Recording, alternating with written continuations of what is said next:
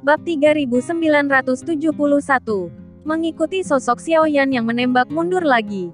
Meskipun dia dengan cepat menstabilkan sosoknya, celah antara serangan dan pertahanan juga mengungkapkan celah kekuatan antara keduanya.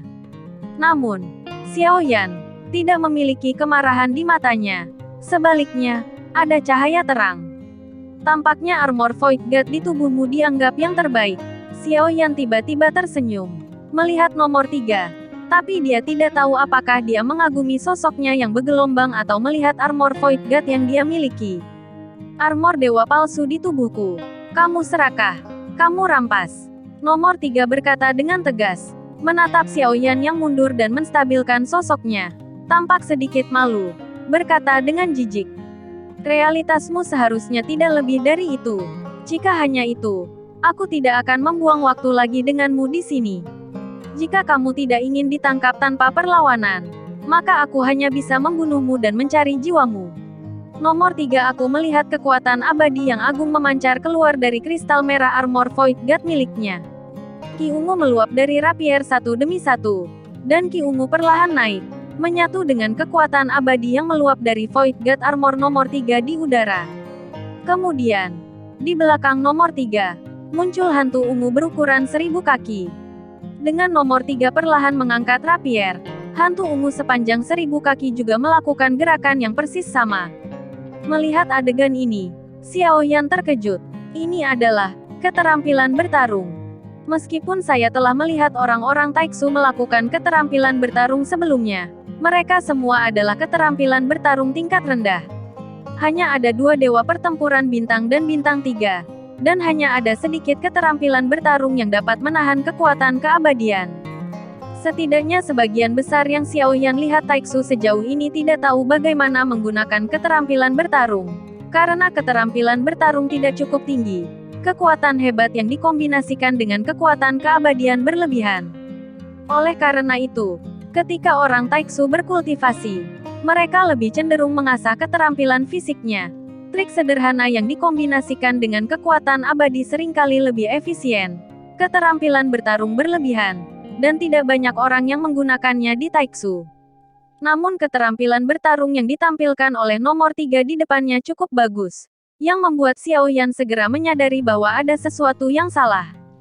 Dari skill bertarung yang ditampilkannya, terlihat dari sisi bahwa armor dewa palsu nomor 3 itu sendiri tidak lemah. Jika kekuatan keabadian dapat diintegrasikan ke dalam skill bertarung, maka kekuatan tempur Taiksu pasti akan meningkat pesat. Hal ini membuat Xiaoyan sedikit penasaran. Kekuatan seperti apa nomor 3 di bawah Void God Armor? Dan jika dia mampu membeli nomor 3, itu berarti dia harus menjadi salah satu kekuatan tempur terkuat di kelompok Taiksu ini.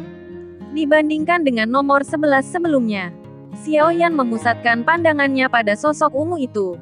Merasakan aura kuat yang dipancarkannya, dan pemahamannya tentang keterampilan bertarung, dan segera membedakan tingkat keterampilan bertarungnya. Keterampilan bertarung tingkat keberuntungan, dan dapat menahan kekuatan keabadian. Tampaknya keterampilan bertarung ini cukup bagus.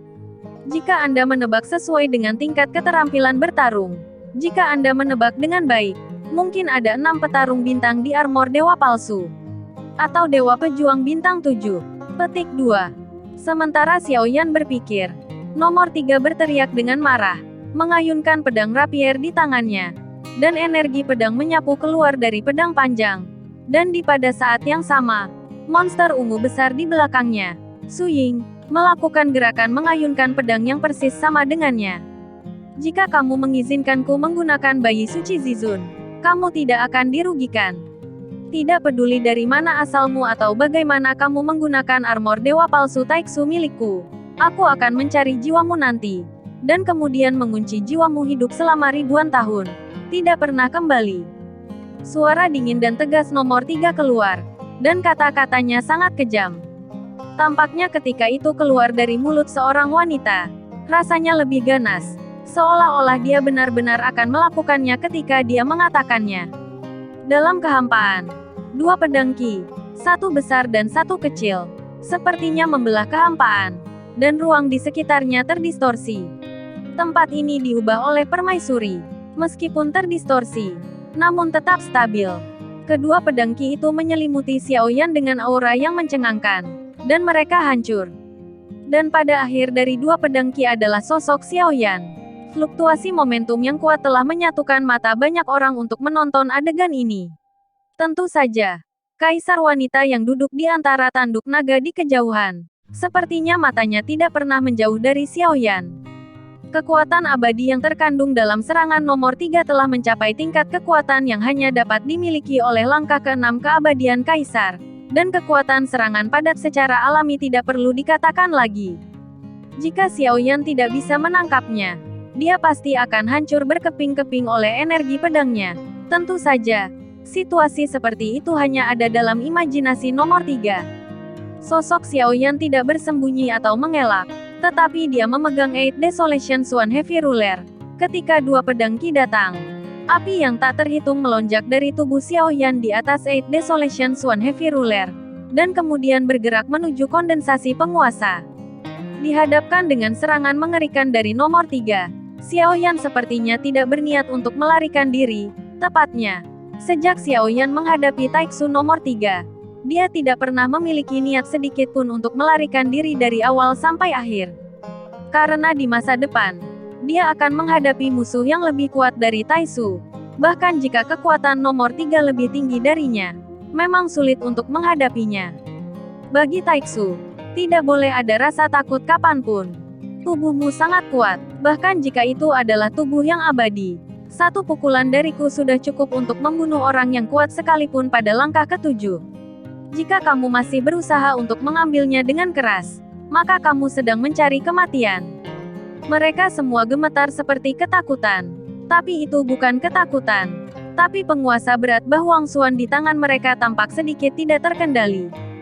Saya melihat Xiaoyan mengenakan 3 kristal merah di armor dewa palsu. Dan kekuatan abadi yang terkandung di dalamnya menyembur keluar dengan gila-gilaan. Tidak hanya itu.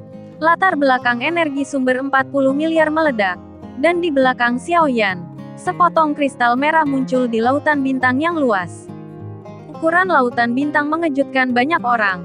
Dan ketika Zuchi melihat pemandangan ini, Tong Kong juga tiba-tiba menyusut. 10 miliar lautan bintang. Tidak. Lautan bintang ini tidak hanya puluhan miliar. Petik 2. Zuchi tidak bisa menahan diri untuk tidak berseru. Mereka yang dapat menembus puluhan miliar semuanya adalah legenda dari zaman kuno, dan mereka telah lama menghilang. Tetapi pada saat ini, kejadian Qi yang diungkapkan oleh Xiaoyan tidak hanya menembus puluhan miliar, tetapi juga melebihi puluhan miliar. Luasnya keluasan itu hanya bisa digambarkan spektakuler. Meski kekuatannya tidak bisa dibandingkan dengan kekuatan alam, keabadian. Tapi latar belakang Qi asal puluhan miliar ini berarti bahwa begitu Xiaoyan menembus keabadian, masa depan akan cerah dan tak terbatas. Saya pikir, saya adalah satu-satunya dengan puluhan miliar energi asal, tetapi dia lebih kuat dari saya. Petik 2. Untuk beberapa alasan, selalu ada ilusi, seolah-olah orang yang berdiri di sana seharusnya adalah saya. Melihatnya, aku selalu merasa hidup dalam bayangannya.